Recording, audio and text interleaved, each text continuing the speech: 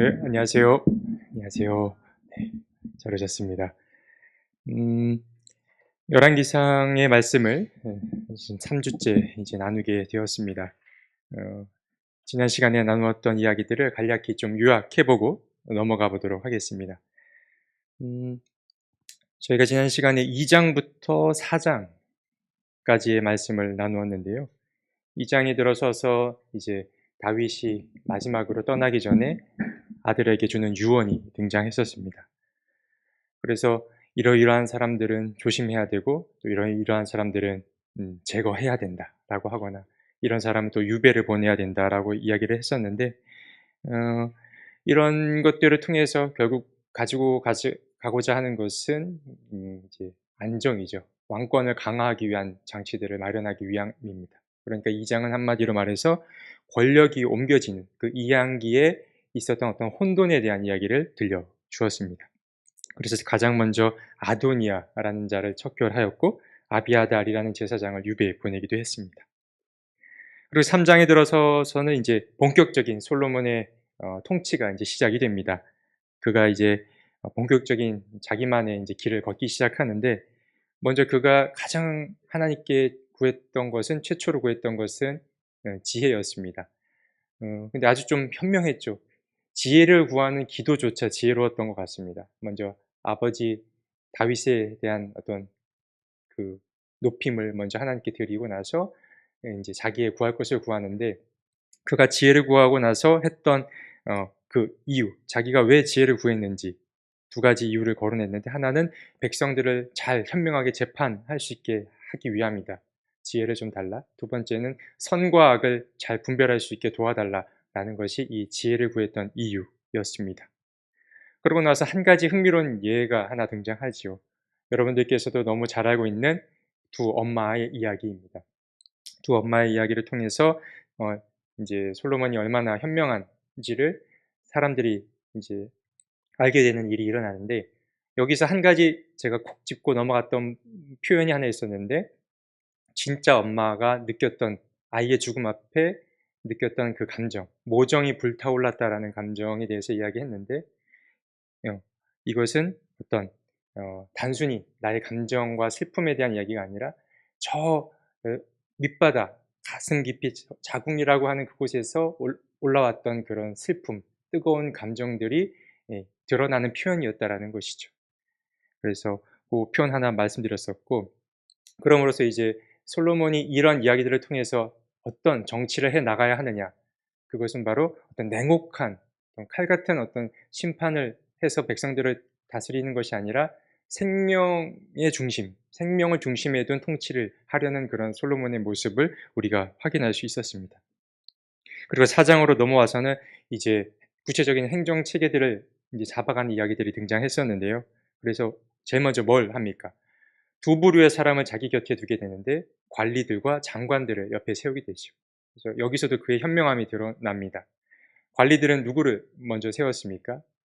이제 아버지가 아꼈던 사람들, 아버지와 함께 일했던 사람들을 자기 한편으로 두고 또 그러나 또 자기만의 또 세력을 구축하기 시작하죠. 그래서 어, 장관들은 자기 최측근, 아니죠. 사위들을 두기도 했다라는 이야기를 말씀드렸습니다. 그래서 이 관리와 장관들을 임명할 때 또 균형 있는 임명을 하였다라고 말씀을 드렸습니다. 그리고 나서 이제 솔로몬이 누렸던 평화가 어떠한지도 잠깐 나누었었는데 아주 뭐 말도 못하게 이제 부귀영화를 누렸는데 그러나 그 뒤에 배경에는 좀 뭔가 불길함과 찝찝함이 있었죠. 왜 그러냐 하면 이런 영화로움과 평화로움 뒤에는 군사력이 바탕이 되어 있기 때문에 그럽니다. 결국은 이 군사력은 뭐냐? 하나님보다는 자신의 힘을 의지했던 것, 그런 것들을 이렇게 표현했다라고 할 수 있습니다. 여기까지가 저희가 지난 시간에 다룬 4장의 이야기였고요. 오늘부터는 5장 이야기를 나누려고 합니다. 이제 다음 시간이 마지막이라서 마지막 이 22장까지의 이야기를 어떻게 분배할까 하다가 오늘은 쭉 11과 12장까지 이야기를 나누고 이제 어, 세 번째 시간을 마치려고 합니다. 충분히 다룰 수 있을 것 같고 사실 이 모든 이 통치 이야기를 딱 마무리하고 엘리야 이야기로 넘어가서 다음 시간을 마무리할까 고민 좀 했는데 아무튼 다음 시간에도 이 북왕국, 남유다 이 이야기를 조금 더 다루게 될 것 같습니다. 아무튼 오늘도 열심히 달려가 보도록 하겠습니다. 5장입니다. 5장에 들어서면은 이제 솔로몬이 유명한 업적 하나 남겼던 것 중에 하나가 성전 건축이었죠. 이 건축을 위한 준비에 들어가기 시작합니다. 그래서 그가 가장 첫 번째 했던 것은 누군가와 협조를, 누군가의 도움을 청하는데 그게 두로왕 히람이라고 하는 왕이었습니다. 너무 잘 알고 계실 텐데 그에게 도움을 청하죠. 인력을 보내달라, 재료를 보내달라라고 요청하는 이야기가 5장에 등장합니다. 이제 5장에서 다루면 좋을 것들이 좀 있는데요. 그래도 저희가 한번 말씀을 시작하는 것이니 읽어보도록 하겠습니다. 열왕기상 5장 1에서 6절까지의 말씀을 저와 함께 교독하겠습니다. 열왕기상 5장 1에서 6절입니다. 제가 먼저 읽겠습니다. 두로의 히람 왕은 평소에 늘 다윗을 좋아하였는데 솔로몬이 그의 아버지 다윗의 뒤를 이어 왕으로 기름 부음을 받았다는 소식을 듣고 솔로몬에게 자기의 신하들을 보냈다. 임금님께서 아시다시피 나의 아버지 다윗 임금은 주 하나님을 섬기면서도 주님께서 원수들을 그의 발바닥으로 짓밟을 수 있게 하여 주실 때까지 전쟁을 해야 했으므로 자기의 하나님이신 주님의 이름을 찬양할 성전을 짓지 못하였습니다.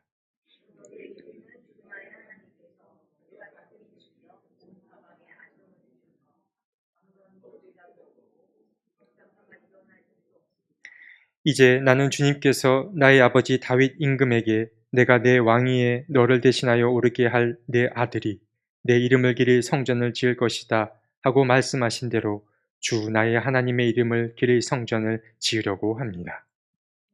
6절까지입니다. 네. 명령을 내리셔서 성전 백향목을 베어서 주시기 바랍니다. 나의 종들이 임금님의 종들과 함께 일을 할 것이고 임금님의 종들에게 줄 품삯은 임금님께서 정하시는 대로 지불하겠습니다. 임금님께서도 잘 아시다시피 우리 쪽에는 시돈 사람처럼 벌목에 능숙한 사람이 없습니다. 네. 먼저 이 두로와 시돈, 성경에 자주 언급되는 지명인데 이 두로와 시돈은 어디냐 한번 살펴볼 필요가 있는데 음, 지금의 레바논이 이 두로와 시돈입니다. 앞에 지도를 좀 준비해 봤는데요. 어, 두로와 시돈이 여기 있습니다. 두로와 시돈이 여기 있는데 지금으로 말하면 레바논에 위치한 곳이 이곳입니다. 근데 이 두로와 시돈을 포함해서 이 해안 쪽 경계를 쭉 따라가는 그 지역, 무역으로 번성했던 그 지역을 일러서 우리는 페니키아라고 부릅니다. 이 페니키아라고 들어보셨을 텐데 이곳은 정말 매우 활발한 무역을 통해서 아주 번성했던 지역이기도 합니다. 뭐 다음 장도 있습니다. 뭐 두로와 시돈 찾으셨지요? 이렇게 위치되어 있는데 근데 이제 여기 이 페니키아 지역이 왜 번성했는지는 무역 때문에 그렇기도 하지만 또 한 가지 지리적인 특성이 하나 있었는데 뭐였냐? 이곳에서만 자라는 나무가 있었습니다. 보시면 아시겠지만 이 레바논에는 그야말로 레바논 산맥이라는 커다란 산맥이 하나 있습니다. 보이시죠? 레바논 산맥. 그리고 그 레바논 산맥과 마주하고 있는 또 커다란 산맥이 있는데 마주본다 해서 그 이름은 안티 레바논 산맥입니다. 외우기 쉬우실 텐데 이 두 개의 산맥이 커다랗게 자리를 잡고 있는데 바로 이 산맥 사이에서 잘 자랐던 나무가 백향목이었던 것입니다. 그러니까 이 지역에서만 특수성 있게 자랐던 것들이 바로 수출 품목이 이제 백향목이라는 것인데 이런 것들은 이제 배경 지식으로 알고 있으면 좋을 것 같아서 준비했고요. 자, 이제 솔로몬의 이러한 요청을 듣고 이제 히람이 아주 기쁘게 반응을 합니다. 이제 7절 이후의 이야기인데요. 그래서 히람은 이런 말을 합니다. 7절을 보시면은 이런 이야기를 하는데요. 제가 읽겠습니다. 오늘 다윗에게 이 큰 백성을 다스릴 지혜로운 아들을 주신 주님께 찬양을 드리자라고 이방의 왕이 하나님을 찬양하는 것입니다. 그런데 우리는 사실 오해하지 말아야 됩니다. 이것은 진짜 두로왕 히람이 하나님을 믿고 경배해서 했던 그런 고백은 아니었고요. 그야말로 전형적인 외교적인 수사였습니다. 지금 우리가 뭘 보고 있느냐? 그 솔로몬과 히람의 어떤 외교적인 관계를 보고 있다라는 걸 늘 염두에 두어야 하고요.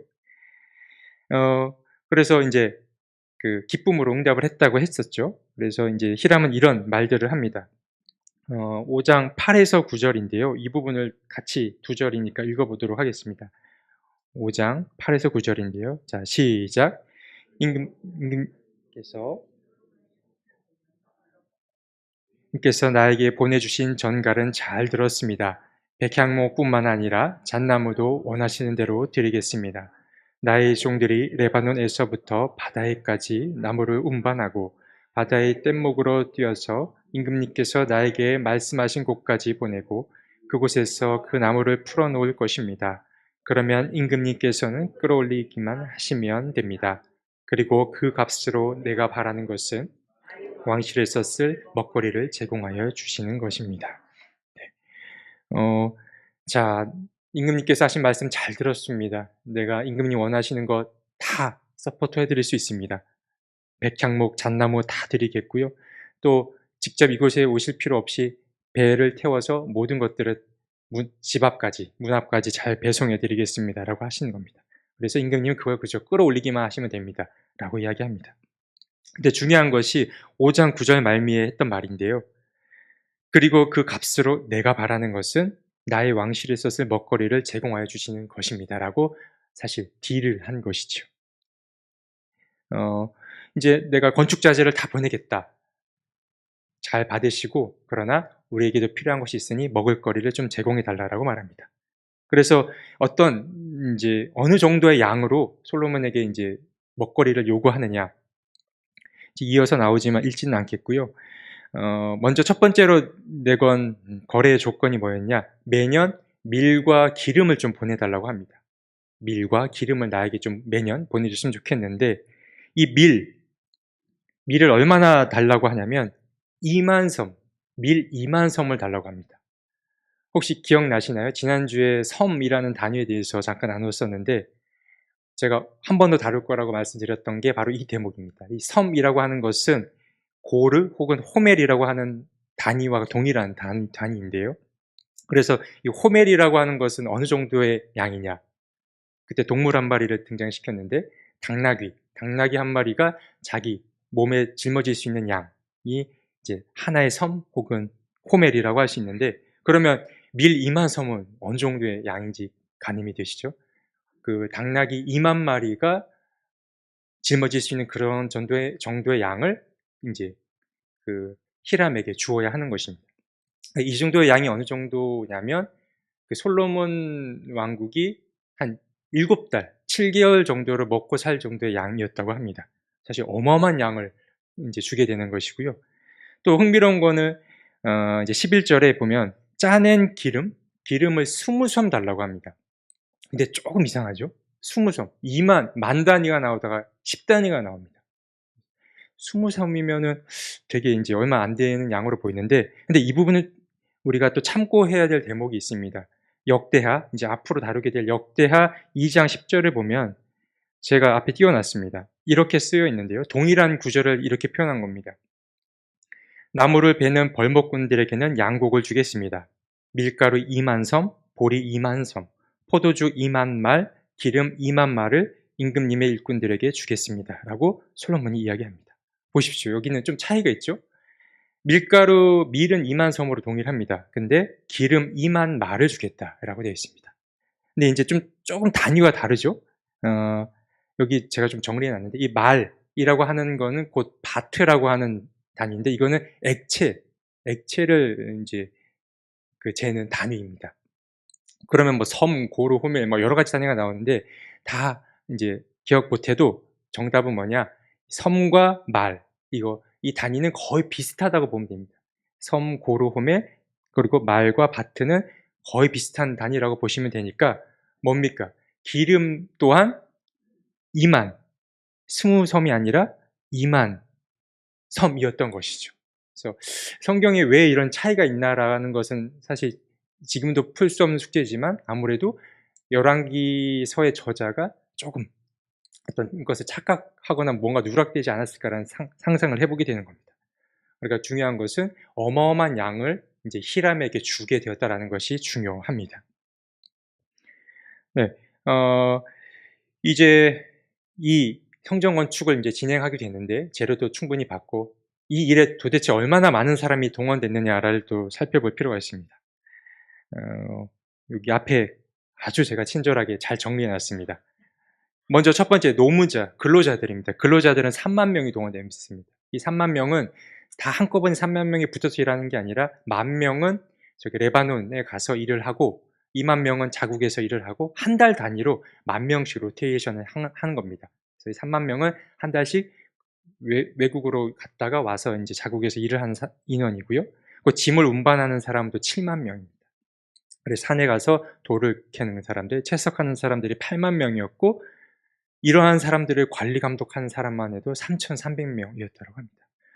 정말 지금의 단위로 봐서도 어마어마한 양인데 대충 상상해 보건대 이 정도 인원이면 아무래도 한 가정에 한 사람씩은 동원되지 않았을까라고 상상해 볼 수 있습니다. 어마어마한 양이 사람들이 여기에 인제 투여되게 되는데 그런데 이러한 대목은 사실 '와 솔로몬의 왕국이 참 명화로웠구나.'라는 걸 드러내기도 하지만 뭔가 한편으로는 좀 찝찝함을 주기도 합니다. 왜 그러하냐? 사실 이 성전 건축이라는 이 일은 어쩌면 일시적인 동원이었을 겁니다. 성전 건축만 다 지어지게 되면 사람들은 인제 이 일에서 자유롭게 되는 것이죠. 그렇기 때문에 이 사람들은 처음에는 자발적이고 아주 자원하는 마음으로 이 일에 동원됐을 겁니다. 근데 인제 사람이라고 하는 이 동물은 이 감격 혹은 감동이라는 것이 빨리 휘발된다라는 것이 있습니다. 그러니까 이런 노동의 시간이 점점 길어지면 길어질수록 인제 불평 불만이 인제 나오기 마련인데 이것이 바로 잘 포장되어 있지만 강제 동원이 가지고 있는 어떤 한계라고 할 수 있습니다. 이거는 누구나 와서 해야 될 일이었기 때문에 사실 강제 동원이 이 성전 건축 안에 담겨 있는데 근데 우리가 쭉 앞으로 거슬러 올라가 보면은 이런 강제 동원과는 좀 대조적이었던 한 가지 사건을 마주하고 다뤘던 적이 있었습니다. 출애굽기에 가면 있는데 뭐가 있었을까요? 자원하는 그런 사람들로부터 일이 이루어졌다는 것. 바로 성전과는 다르게 성막 건축은 그야말로 사람들에게 어떤 강제 동원적인 것이 아니라 사람들의 사정을 헤아리면서 이런 일들이 일어났는데 제가 한번 좀 정리해 봤습니다. 인제 이 출애굽기 25 장에서 27절 말씀을 보면은 하나님께서 이제 성전이 아닙니다. 성막을 지으려고 하는데 인제 모세에게 "이런 것들을 좀 준비해서 와 달라."라고 시킵니다. 근데 이 하나님께서 당부하신 이 메시지에는 아주 중요한 핵심 메시지가 두 가지가 들어 있는데 이것은 지금 우리에게 대입해 봐도 매우 중요한 어떤 중심점 혹은 가치관이라고 할 수 있습니다. 첫 번째가 무엇이었냐면 하나님께서 백성들에게 예물들을 가져오게 만듭니다. 근데 그 예물들은 어떤 것들이 있었나요? 뭐 금, 은, 동도 있었고 동물들의 뭐 털도 있었고 가죽도 있었고 뭐 실도 있었고 향료도 있었고 이런 것들을 다 가져오게 합니다. 그러니까 여기서 드러나는 게 뭐냐면 부유한 사람, 부자나 가난한 사람이나 누구나 이 성막 짓기에 동참할 수 있었던 것입니다. 그러니까 하나님께서 그때 경계하셨던 것은 이 성막이라고 하는 것이 어떤 부유한 사람의 어떤 독점으로서 이렇게 지어지면 안 된다라는 것, 일방적인 그들의 기여로 건설되면 안 되는 것이 중요했습니다. 바로 이 모든 사람의 참여 기회로 만들어졌던 것이 성막이었는데 여기엔 또 한 가지 중요한 것은 읽진 않았습니다만 제가 대신 읽어 드릴게요. 출애굽기 25장 2 절을 보면 이렇게 쓰여 있습니다. 너는 이스라엘 자손에게 말하여 나에게 예물을 바치게 하여라. 누가 바치든지 마음에서 우러나와 나에게 바치는 예물이면 받아라라고 말합니다. 중요한 것은 자발적인 마음인 거죠. 좋은 명분이 있더라도 내 마음속에 뭔가 깨름직한 원망과 어떤 거리낌이 있다면 결코 그 일은 거룩한 일이 될 수 없음을 말하는 것입니다. 그래서 하나님은 성막을 지을 때 이 두 가지 사람들이 누군가가 창피를 당하거나 배제되지 않도록 하셨고 또 진짜 그 사람 마음에서 우러나는지가 중요했었는데 이 성전 건축에 와서는 이런 것들이 완전히 좀 달라지게 됩니다. 그러니까 이 솔로몬 성전 건축의 준비는 꽤나 영광스러운 일이긴 하였으나 그러나 강제성이 있었기에 불길함이 있을 수밖에 없었다라는 점입니다. 여기까지 5장 있고 이제 6장으로 넘어가 보겠습니다. 6장으로 넘어가면 이제는 준비 단계였었죠. 근데 이제는 본격적인 성전 건축에 들어가게 됩니다. 그래서 성전 건축을 얼마나 오래 하냐면 7년 6개월 만에 이 성전 건축을 완성하게 됩니다.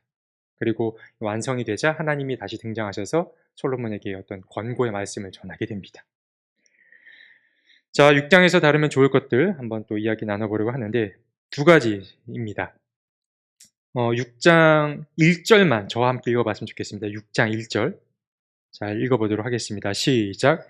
이스라엘 자손이 이집트 땅에서 나온 지 480년, 솔로몬이 이스라엘의 왕이 된 지 4년째 되는 해 15월 골 둘째 달에 솔로몬은 주님의 성전을 짓기 시작하였다. 이 한 절만 읽은 이유가 있는데요. 첫 번째 제가 띄워놓은 겁니다. 성전 건축 이야기를 하면서 하나의 사건이 언급되기 때문에 그러합니다. 이제 6장 1절을 보면은 이제 건축을 했던 그 연도, 시작했던 연도가 두 번에 걸쳐서 표현이 됩니다. 하나는 무엇이냐면 이렇게 되어 있죠. 이스라엘의 왕이 된 지 4년째 되는 해 15월 곧 둘째 달. 이거는 뭐 그 왕을 기리면서도 이제 지금 이제 언제 이 일이 시작됐는지를 보여주는 아주 일반적인 표현이라고 할 수 있습니다. 근데 똑같은 이것을 특별히 한 번 더 표현을 하게 됐는데 뭐냐? 이스라엘 자손이 이집트 땅에서 나온 지 480년 되는 해라고 똑같은 해를 두 번 반복해서 이야기를 합니다. 성경은 결코 그냥 심심해서 같은 이야기를 두 번 반복하지 않는다라고 말씀드렸었는데, 그럼 과연 이렇게 서로 다른 표현을 두 번 반복해서 쓴 이유가 무엇일까? 우리가 생각해 볼 필요가 있습니다. 그 이유는 바로 무엇이냐면 이 성전 건축이라는 것이 곧 저 멀리서부터 시작되었던 그 하나의 사건, 출애굽 사건의 완성으로 이 성경은 보고 있는 겁니다. 성전 건축이 곧 출애굽의 완성의 사건으로 보고 있는데, 여기는 또 근거가 있습니다. 그 두 번째 표현에서 보면 이스라엘 자손이 이집트 땅에서 나온 지 480년 되는 해라고 표현되어 있는데 480이라는 숫자가 또 중요합니다. 저랑 여기서 이제 수학 공부를 잠깐 해보실 건데요. 자, 480이 왜 480일까? 두 가지로 이제 표현이 가능합니다. 첫 번째는 숫자 곱셈 잘 하시죠? 12 곱하기 42 또 480이 됩니다. 그러니까 12, 여기서 말하는 12라고 하는 것은 성경에서 완전한 수를 가리킵니다. 12지파를 가리키기도 하고 12제자를 가리키기도 하죠. 12는 완전한 수이고 40은 뭐냐? 성경에서 고대 세계죠. 한 세대를 규정하는 그 수가 40입니다.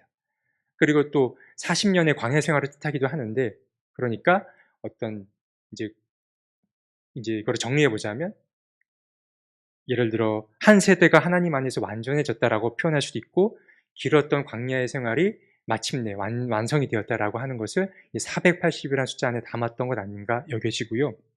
그렇다면 120 곱하기 4는 또 뭐냐? 이 120이라고 하는 것은 모세 율법을 이제 하나님 앞으로에서 받았던 이 모세가 살아냈던 그의 나이, 실제 나이입니다. 120이라는 숫자는 이제 모세의 나이이고요. 또 초대교회로 넘어가면 처음에 모였던 초대교인들의 수 또한 120명이라고 규정되어 있습니다. 그리고 4는 뭐냐? 4는 우리가 쉽게 접할 수 있는 복음서. 복음서가 가지고 있는 숫자 4를 여기다 대입해서 정리하자면 하나님께서 세웠던 자, 그리고 부름을 받았던 사람들이 이 안에서 완전해졌다라는 것, 이제 이 숫자 안에 담아 있다고 볼 수 있는데, 그러니까 이러한 숫자를 풀이를 해보더라도 아무튼 이 성전 건축이 단순한 일이 아니었고 곧 이것은 출애굽의 완성과도 맞닿아 있다라고 여길 수 있습니다. 이게 이제 성경 안에 담겨 있는 흥미로운 점이라고 할 수 있습니다.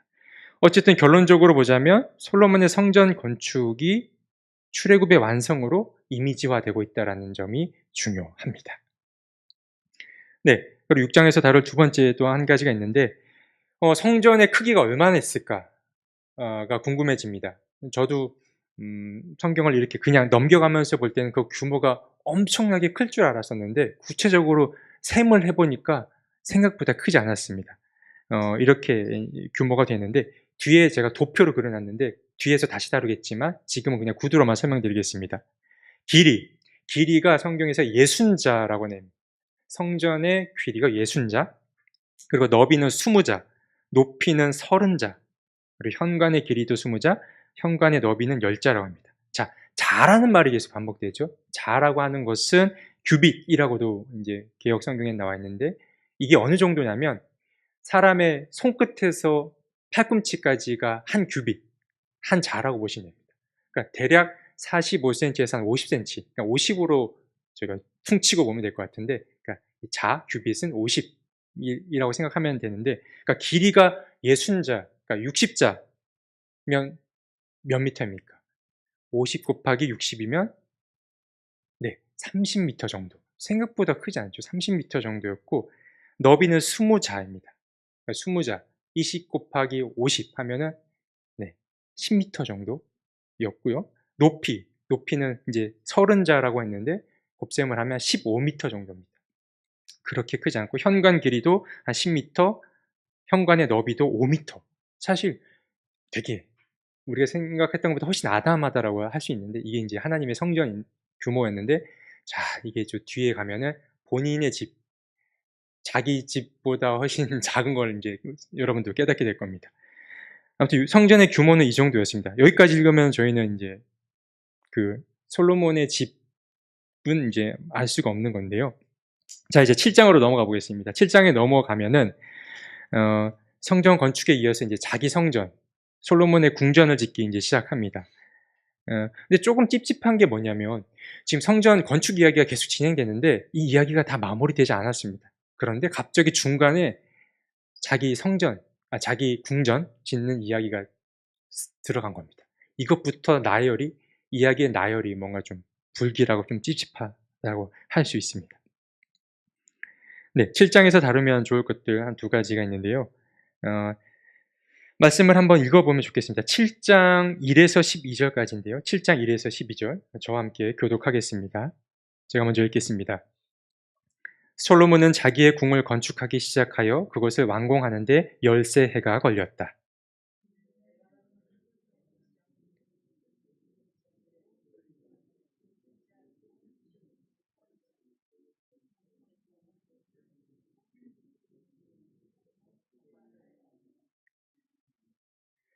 지붕에는 한 줄에 15개씩 모두 45개의 석가래를 대고 백향목 판자로 덮었다.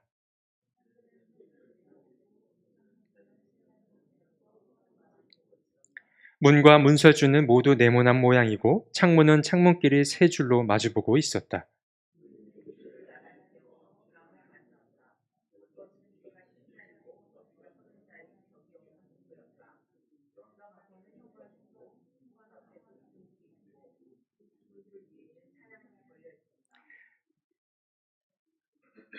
또 그는 옥자실 곧 재판정을 짓고 그 마루를 모두 백향목으로 깔았다.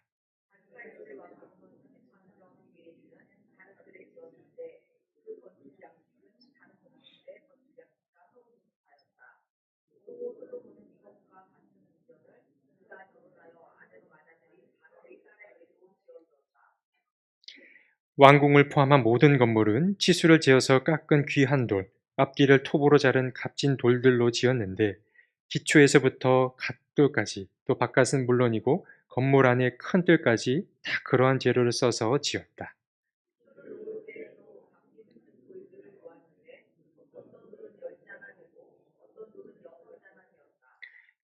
기초를 다진 다음에는 그 위에다가 치수를 재어서 잘 다듬은 값진 돌과 백향목으로 벽을 올렸다.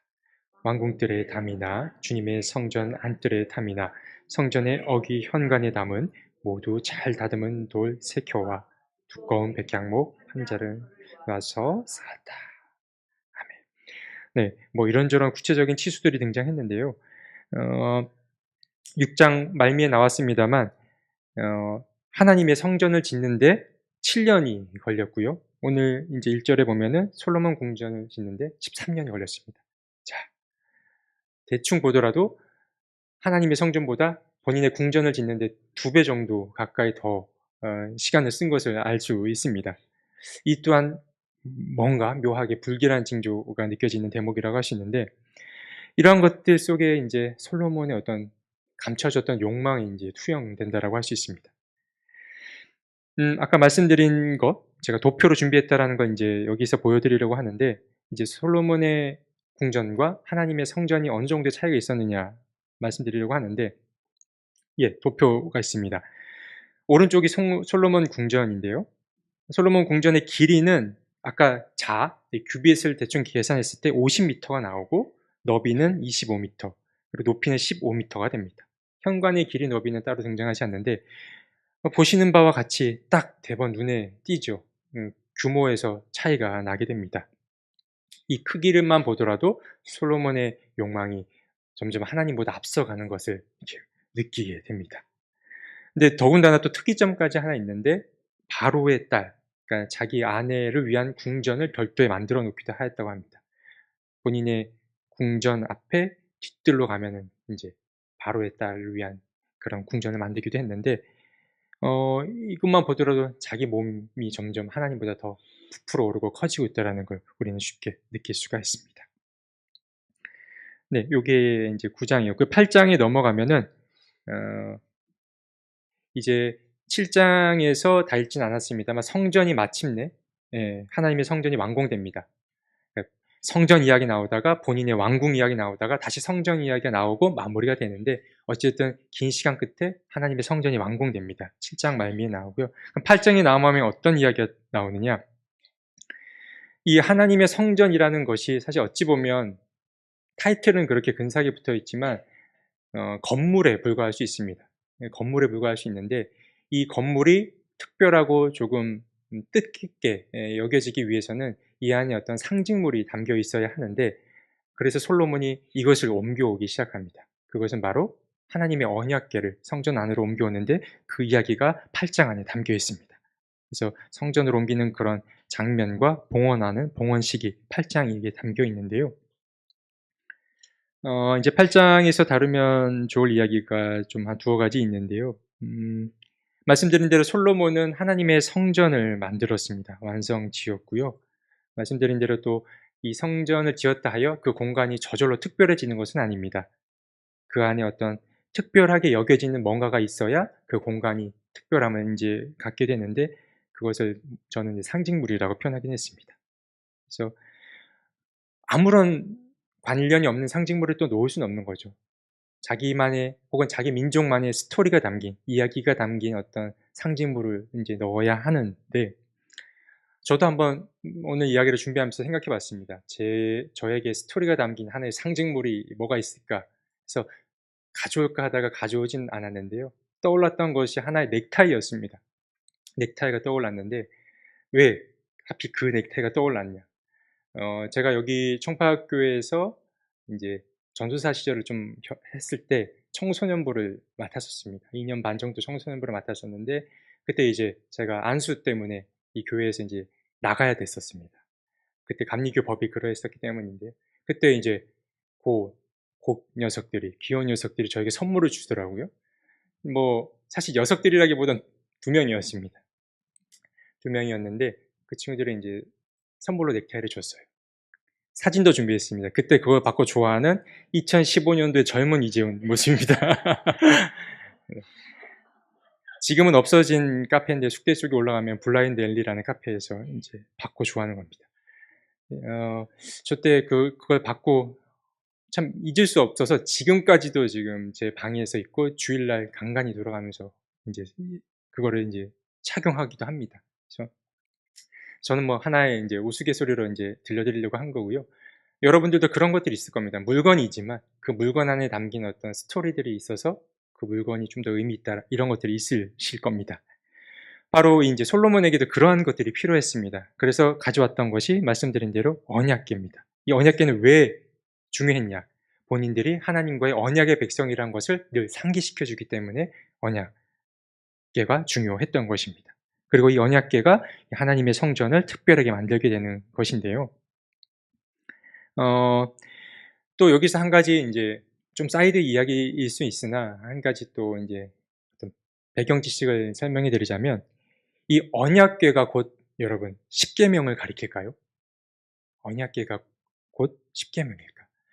뭐 다들 아니실 거라고 잘 알 겁니다. 이 언약궤라고 하는 것은 금으로 이렇게 이렇게 뭐죠? 칠해진 하나의 이제 상자입니다. 언약궤라는 상자이고 이 안에 이제 십계명 돌판이 들어 있는 것인데 어 저희가 여기에서 좀 비교해 볼 말씀이 있는데 히브리서의 말씀을 보면은 이 언약궤 안에 뭐가 들어 있는지 세 가지가 등장합니다. 한 목소리로 한번 읽어 보면 좋겠는데요. 자, 시작. 거기에는 금으로 만든 분향 제단과 온통 금으로 입힌 언약궤가 있고 그 안에는 만나를 담은 금항아리와 싹이 난 아론의 지팡이와 언약을 새긴 두 돌판이 들어 있었습니다. 네. 아멘. 히브리서 9장 4절에 이렇게 기록이 되어 있는데 세 가지가 들어 있다고 하죠. 만나를 담고 있는 금항아리가 들어 있고 싹이 난 아론의 지팡이 그리고 언약을 새긴 두 돌판 세 가지가 들어 있다라고 히브리서 저자는 기록하고 있습니다.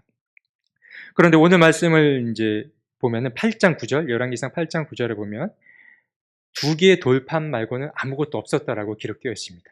자, 그러면 도대체 뭐가 진실이냐 할 수 있겠지만 정답은 바로 열왕기서의 말씀이 정답이라고 할 수 있습니다. 사실 히브리서가 말하고 있는 이러한 것들은 어떻게 만나를 담은 그런 것들이 계속 유지되기가 어려웠을 거라고 여겨지는데 결국 이런 것들은 하나의 상징물이라고 할 수 있고 그 안에 담겨 있던 것은 한 가지, 두 돌판만 담겨 있다라고 보시면 되겠습니다. 이것이 언약궤와 관련된 하나의 스토리라고 할 수 있겠고요. 네, 9장으로 이제 넘어갑니다. 속도가 좀 빨라졌죠. 9장으로 넘어가면 9장은 아예 다루지 않을 겁니다. 9장은 무슨 이야기가 담겨 있냐면 약간 부수적인 이야기들이 담겨 있습니다. 이후에 솔로몬이 어떤 업적들을 이루었는지 그런 다양한 업적들을 세부적으로 기록해 놓은 것이 9장입니다. 그래서 9장은 특별히 다룰 게 없어서 넘어가려고 하고요. 쭉 넘어가서 이제 10장입니다. 10장에 넘어오면 누가 등장하느냐? 저 앞에서 다루었던 한 여인, 스바 여인이 등장합니다. 그 여인이 등장해서 솔로몬의 지혜와 그의 부가 얼마나 대단한지를 확인하러 옵니다. 그리고 그녀와 나누는 솔로몬의 대화를 통해서 이 솔로몬 왕국이 얼마나 번영을 이루었었는지도 드러나게 됩니다. 예, 10장에서 다룰 것들 두 가지 좀 준비해 봤습니다. 스바 여왕이라고 한 여인이 등장을 하는데요. 이분의 모습을 제가 직접 찍어 왔습니다. 라고 말하면 안 믿으시겠죠? 이렇다라고 여겨집니다. 스바 여인이 아마 이렇게 생긴 여인이지 않았을까라고 해서 이제 이미지를 좀 띄워봤고요. 여러분 이게 발음이 좀 희한하죠? 스바. 근데 이거는 발음상 세 가지로 불리기도 합니다. 성경의 버전에 따라 다른데 스바, 세바, 그리고 시바, 이렇게 불리기도 하는데 다 같은 말입니다. 발음상의 차이고요. 근데 여왕의 이름이 스바였냐가 아닙니다. 스바 왕국을 다스리던 여인이라는 뜻입니다. 그러니까 이름이 스바가 아니었다라는 걸 알고 계시면 좋을 것 같고요. 근데 이 여왕과 솔로몬이 만나는 이 대목은 사실 우리의 흥미를 좀 유발하기에 충분합니다. 왜 그러냐면 이 스바 여왕에 관한 이야기는 오늘 본문뿐만 아니라 성경 외에서도 다뤄지기도 하고 또 저기 넘어가면 신약에서도 다뤄지기도 하는데 사실 이러한 설화가 하나 있긴 합니다. 솔로몬과 스바 여왕 사이에 아들이 있었다라는 그러한 설도 있습니다. 이건 성경에 드러나지 않는데 그 정도로 어떤 긴밀하고 애틋한 어떤 연인 관계였을 것이다라고 여기는 사람들도 있는데요. 이런 것도 있고 또 누가복음 11장 31절을 보면 이런 대목 들으신 걸 기억할 겁니다. 제가 대신 읽어드리겠습니다. 심판 때에 남방 여왕이 이 세대 사람들과 함께 일어나서 이 세대 사람들을 정죄할 것이다. 그 여왕은 솔로몬의 지혜를 들으려고 땅 끝에서부터 찾아왔기 때문이다. 여기 누가복음 11장에서 등장하는 남방 여왕이 아마 이 스바 여왕을 가리킬 것이다라고 많은 사람들이 추측하기도 합니다. 그래서 이 스바 여왕은 사실 알려진 바가 없습니다. 매우 정체가 모호한데 그래서 그런지 참 흥미로운 여인으로 등장합니다. 그리고 이제 스바 여왕과 솔로몬이 여러 가지 대화들을 이제 이끌어 가는데 솔로몬이 얼마나 지혜로웠냐면 스바 여왕의 질문하는 족족 그대로 척척 답했다라고 성경은 또 기록하고 있고요. 한 채 망설임도 없이 답했다고 하고 그래서 이제 스바 여왕이 이렇게 와서 솔로몬과 대화도 나누고 또 왕국을 둘러보니까 자기가 소문으로 들었던 것보다 이거 자기가 들었던 소문은 절반도 안 되는 것이었다라고 표현하기까지 합니다. 그러니까 이 솔로몬의 왕국을 엄청 띄워주는 이런 멘트들을 또 하기도 합니다. 그리고 그의 왕국의 재산이 얼마나 많았고 군사력은 얼마나 부강했는지를 또 이야기합니다. 근데 이제 솔로몬에 대한 좋은 이야기는 딱 여기까지입니다. 10장까지 좋은 이야기가 나오고 이제 11장에서부터는 그가 나락으로 떨어지는 이야기가 등장합니다. 11장 나누도록 하겠고요. 11장은 간단히 말해서 아주 시작이 좋았던 한 인물이 끝이 좋지 않음을 보여주는 이야기가 등장합니다. 참으로 위대한 한 인물이 전락하게 되는 그 과정을 보여주게 되는데, 저희가 서두에서도 다뤘듯이 솔로몬이 왜 그런 일을 겪게 되느냐, 가장 성경이 앞에 내세우는 것은 결혼 관계 때문입니다. 솔로몬이 여러 이방 여인과 혼인을 하게 되고 이것들이 나중에 우상 숭배로까지 이어지게 됩니다. 그리고 결국 하나님께서 참다 못해 대적자를 세우시고 왕국에 균열을 내고 솔로몬의 통치를 마무리하게 만듭니다. 이제 11장인데 11장 1에서 8절까지의 말씀을 마지막으로 한번 교독해 보겠습니다. 11장 1에서 8절까지입니다. 제가 먼저 읽겠습니다. 솔로몬 왕은 외국 여자들을 좋아하였다. 이집트의 바로의 딸 말고도 모압 사람과 암몬 사람과 에돔 사람과 시돈 사람과 헷 사람에게서 많은 외국 여자를 후궁으로 맞아들였다.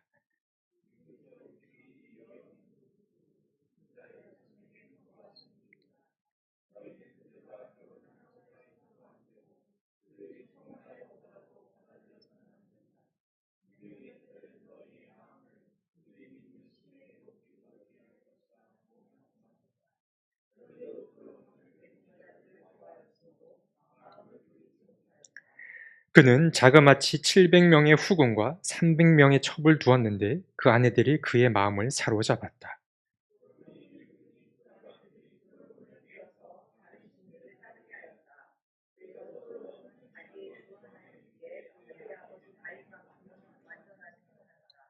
솔로몬이 시돈 사람의 여인 아스타롯과 암몬 사람의 우상 밀곰을 따라가서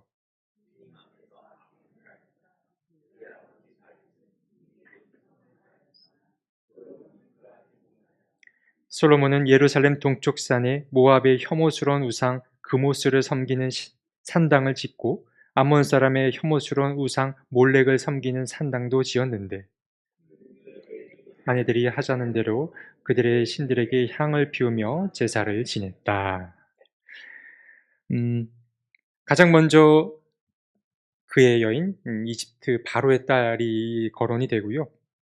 그 다음에 모압, 암몬, 에돔, 시돈 사람들의 아내로 맞이어들었다라고 이야기가 나옵니다. 근데 성경을 읽어서 아시겠지만 솔로몬이 외국 여자들을 좋아하였다라고 표현을 하고 있는데 이것은 마치 뭔가 솔로몬이 여색을 좀 밝히는 사람으로 등장하는 느낌을 주지만 그런 건 아닙니다. 이것은 한 나라의 왕실과 다른 나라의 왕실이 어떤 전략적으로 맺은 전략 결혼을 보여주기 위함인데 이렇게 많은 이방 국가들과 혼인을 맺었다라는 것은 그만큼 영향력이 있다라는 걸 드러내기 위함이라고 할 수 있습니다. 그의 위세가 아주 국제적으로 대단했는데요. 그러나 이제 성경은 이것을 좀 부정적인 시선으로 바라보면서 이제 솔로몬이 하나님의 말씀을 듣지 않고 귀 기울이지 않았다라고 기록하고 있는 겁니다. 서두가 지금 제가 드리는 말씀 좀 거창하지만 결혼 생활이라는 것이 참 쉽지가 않습니다. 그리 쉬운 일이 아닌데 왜 그러냐면 어떤 식으로든 서로가 서로에게 영향을 주고받을 수 없기 때문에 그러합니다. 제가 딴 얘기를 좀 잠깐 드리려고 하는데 제가 참 좋아하고 여러분들에게 추천하고 싶은 고전이 있죠. 고전이라고 할 수 있는 책, 에리 프롬의 그 사랑의 기술이라는 책이 있습니다. 여기 보면은 사랑이 가지고 있는 기본적인 요소 4가지가 있습니다. 간단히 써봤는데 먼저 서로가 사랑한다라는 대상이라고 한다면 이런 것들을 주고받아야 되는데 혹시 나에게 부족한 게 뭐가 있는지도 한번 돌아보는 계기도 삼으면 좋을 것 같은데 첫 번째는 보호입니다. 보호는 달리 말해 관심입니다. 그 사람에게 관심을 갖는 건데 보통 이것은 부모와 자녀 관계에서 이제 해당되는 거라고 할 수 있습니다. 내가 사랑하는 대상의 생명을 잘 보존하고 그가 잘 성장할 수 있는지에 관심을 갖는 것. 이것이 곧 보호라고 할 수 있겠고요. 두 번째는 책임입니다. 이 책임은 그 사람에게 응답하고자 하는 준비를 하고 있느냐인 건데, 상대가 나에게 뭔가를 요구했을 때 그거에 대해서 즉각적으로 반응할 준비가 되어 있느냐, 이것이 사랑의 한 면모인데, 내가 아무튼 늘 응답에 준비할 태도가 필요하다라는 것이고요. 세 번째는 존중입니다. 우리가 서로 사랑하는 관계로 한다면 존중이 있어야 되는데, 이것은 달리 말해 그 사람을 인정해 주는 것을 말합니다. 사실 잘 존중하려고 한다면 상대를 잘 알아야 존중할 수 있는 겁니다. 상대를 있는 그대로 인정하려고 하는 능력이 곧 존중이라고 할 수 있습니다. 내 뜻대로 함부로 끌고 와서는 안 되는 것이죠. 그리고 네 번째, 마지막으로는 지식입니다. 지식은 곧 알미라는 것인데, 상대에 대해서 내가 얼마나 많이 알고 있느냐라는 겁니다. 잘 존중하려면 상대를 또한 잘 알아야 존중할 수 있는 법입니다. 그래서 우리는 그 사람의 내면으로 들어가서 그에 대해서 알아가는 것, 이것이 사랑의 네 가지 기술이라고 할 수 있는데, 우리가 만약 서로 긴밀한 관계, 서로 깊은 관계를 맺고 살아간다면 이런 것들을 주고받을 수밖에 없게 됐고, 그렇다 보면 서로가 서로에게 깊이 물들 수밖에 없는 것이 당연한 것입니다. 그런 면에서 있어서 결혼 생활이 어렵다고 하는데, 어, 그러니까 이제 솔로몬은, 나이가 든 솔로몬이죠. 이 늙은 솔로몬은 안타깝게도 내가 가지고 있던 어떤 영향력, 하나님에 대한 선한 영향력을 이방 여인들에게 끼쳤던 것이 아니라 오히려 반대로 그 여인들에게 영향을 깊이 받게 된 것이죠. 아내들의 마음에 그가 사로잡히게 된 것인데, 그래서 자기가 가지고 있던 신앙적인 이성을 내려놓고 여인들이 갖고 있던 어떤 감수성들을 깊이 심취하다 보니까 이방 신들에게 마음을 두게 되는 것입니다. 그래서 이제 뒷부분은 읽지 않겠습니다. 하나님이 화가 많이 나셨죠. 화가 많이 나십니다. 9절부터 이제 이야기인데, 그래서 그가 직접 나타나서 이제 경고를 합니다. 그것도 두 번씩이나 경고를 하는데, 근데 참 여기서 또 하나님에 대해서 우리가 배워가는 점이 있는데, 뭐냐면 하나님께서 솔로몬을 벌하기로 하셨지만 두 가지의 또 태도를 보여주십니다. 그것이 뭐냐면, 첫 번째는 제가 3번에 적어놨습니다. 유보와 제한인데, 그에게 즉각적으로 심판을 내리지 않는 겁니다. 늘 하나님의 심판 방식은 지연시키는 겁니다. 심판을 유보시키는 거예요. 그래서 솔로몬에게도 이렇게 얘기하죠. 나는 너의 때에는 너를 벌하지 않을 거야 라고 12절에 말합니다. 그리고 나서 또 심판을 스스로 제한하기도 합니다. 모든 지파를 멸하지 않고 한 지파만은 남겨주겠다라고 또 13절에 말합니다. 그러니까 제가 여기서 유보라고 하는 것은 지연시켰다라는 것, 제한이라고 하는 것은 한 지파만은 제한을 두었다라는 것, 이것이 하나님의 마음이라고 할 수 있는데, 사실 그래서 우리에게 늘 중요한 것, 우리가 늘 경계해야 하는 것은, 우리가 승승장구할 때, 우리가 참 잘 나갈 때 자기를 좀 낮추고 자기를 좀 경계해야 하는 것이 무척 중요한 것 같습니다. 그래서 어떤 일이 일어나느냐, 솔로몬의 적들이 일어나서 솔로몬 왕국을 공격하기 시작합니다. 그게 14절에서 25절까지 나오는데, 그 중에서 가장 심각한 반란은 무엇이냐, 느밧의 아들이었던 여로보암의 반란입니다. 이 여로보암이 이제 수면 위로 등장하는 겁니다. 이 사람이 이제 분단된 나라의 한 국가의 왕이 되게 되는데, 그가 등장을 하게 되는 거죠. 느밧의 아들 여로보암이 등장하는데, 근데 이제 이 사람이 반란을 이제 저지르려고 할 때 그 예언자 한 명이 나타납니다. 갑자기 예언자 아히야가 이제 등장을 하는데, 이 아히야가 여로보암을 부추기기 시작합니다. 이 부분이 좀 흥미로운데, 자기가, 이 선지자가 보니까 하나님이 너에게 이렇게 말씀하셨다고 하는 거예요. 내가 곧 이 이스라엘을 너에게 맡길 것이니 너는 그것을 준비하고 있어라 라고 이야기를 한 겁니다. 그래서 굉장히 좀 뜬금없죠. 갑자기 등장한 여로보암에게 한 예언자가 나타나더니 그에게 이제 이 나라를 맡길 것이다 라고 이야기합니다. 근데 이런 이야기들이 결국 돌고 돌아 솔로몬의 귀에까지 들어가게 되고, 솔로몬이 가만히 있었겠습니까? 너무 이런 이야기들을 불쾌하게 여겨서 그를 이제 죽이려고 합니다. 그러나 그가 이 솔로몬이 자기를 죽인다라는 이야기를 듣고 몰래 도망을 가죠. 이집트로 망명을 가서 그곳에 몰래 숨어서 살게 됩니다. 그래서 솔로몬은 이 여로보암을 죽이지 못하게 되는데요. 그리고 이러한 시간이 쭉 지속되다가 마침내 특별한 일이 없이 솔로몬은 결국 이제 생을 마감하게 되는 이야기가 이제 등장합니다. 그리고 나서 그의 아들이 이름을 드러내는데, 바로 르호보암이 등장하여서 솔로몬의 이제 후임 왕이 됩니다. 자, 여기까지 이제 오늘 다루고 마치려고 하는데, 이제 아주 번영했던 한 왕국, 하나님이 사랑하고 아꼈던 왕국이 있었고 좋은 왕이 있었습니다. 시작이 좋았던 왕. 그러나 그 왕이 결국은 어떤 판단력을 잃어가면서 이제 나락으로 가게 되었고 결국은 이제 그런 식으로 온전한 축복을 누리지 못한 채 생을 마감하게 되죠. 그리고 나서 이제 왕이 떠나니까 그동안 묻혀놨던 어떤 그 문제들이 또 불거지게 되는데, 그 문제가 바로 이 한 국가를 이제 분단하게 되는 일이 되기도 합니다. 그래서 한 왕국 르호보암과 여로보암이 이제 등장해서 서로를 견제하고 있는 이야기들이 이제 12장부터 등장하게 됩니다. 그래서 다음 시간에는 12장부터 가급적 마지막까지 다룰 건데 다양한 왕들, 후임 왕들이 또 나올 것이고, 또 엘리사가 등장하여서 또 하나님의 일을 하는 것들을 또 드러내 보여줄 것입니다. 네, 그러면 기도하고 오늘 모임 마치겠습니다.